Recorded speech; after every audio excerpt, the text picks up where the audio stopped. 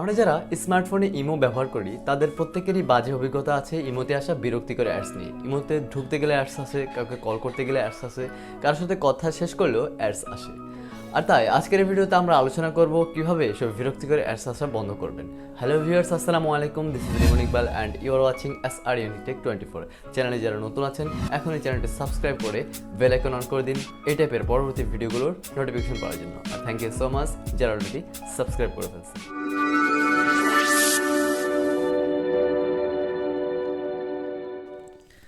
Welcome back. তো ইমোর যে ভার্সনটা আপনারা ইউজ করলে ইমোতে অ্যাড শো করবে না, সেই ভার্সনটার নাম হচ্ছে ইমো-লাইট। তো আমরা যদি সিম্পলি একবার প্লে স্টোরে যাই, এখানে ইমো লিখে চার্জ দেওয়ার পর সেই ভার্সনটা কিন্তু আসে না, অর্থাৎ এই ভার্সনটা ইমো-লাইট অ্যাপটি প্লে স্টোরে নেই। সেক্ষেত্রে আমাদের কী করতে হবে, আমাদের চলে যেতে হবে গুগল ক্রোমে এবং এখানে এসে আমরা লিখব ইমো-লাইট।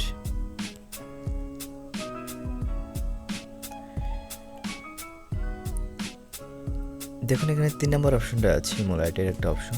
এখানে আমরা উপরে ট্যাপ করব। দেখুন imo-light and new 2020 superfast free কলস অ্যান্ড জাস্ট 4 MB এখানে দেখাচ্ছে এবং নিচে আছে this item is it available on your country. তো আমরা এটাকে কীভাবে ডাউনলোড করব? ডাউনলোড করতে হলে আমাদেরকে একবার ব্যাকে যেতে হবে এবং এখানে আমরা একটু নিচের দিকে যদি যাই, download imo-light for Android free, এই অপশনটায় আমরা ট্যাপ করব।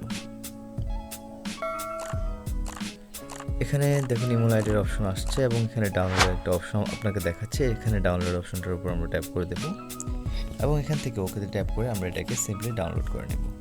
ডাউনলোড হতে হতে আপনাদেরকে একটা বিষয় আমি দেখিয়ে নিই।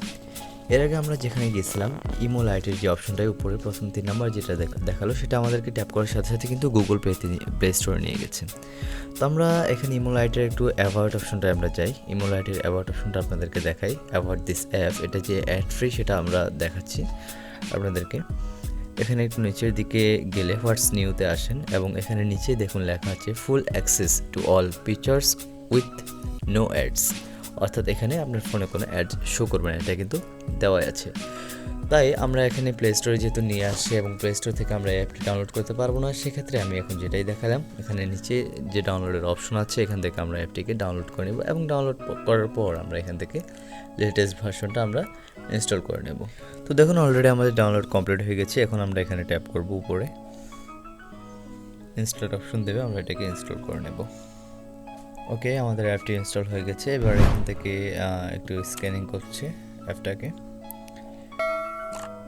সো এবার আমরা এখান থেকে ব্যাক দিয়ে বেরিয়ে যাই এবং আমাদের অ্যাপগুলোর লিস্টে অ্যাপটা শো করছে কিনা সেটা আমরা দেখাচ্ছি। এই যে আমাদের অ্যাপটি এখানে শো করছে। এখন আমরা আগের মতো আমাদের নাম্বার দিয়ে জাস্ট আমরা অ্যাকাউন্টটা ক্রিয়েট করে নেব। ছিল যে কল রেকর্ড, যে যার যার সাথে কথা বলছেন সবগুলো এখানে আপনার কিন্তু থেকে যাচ্ছে।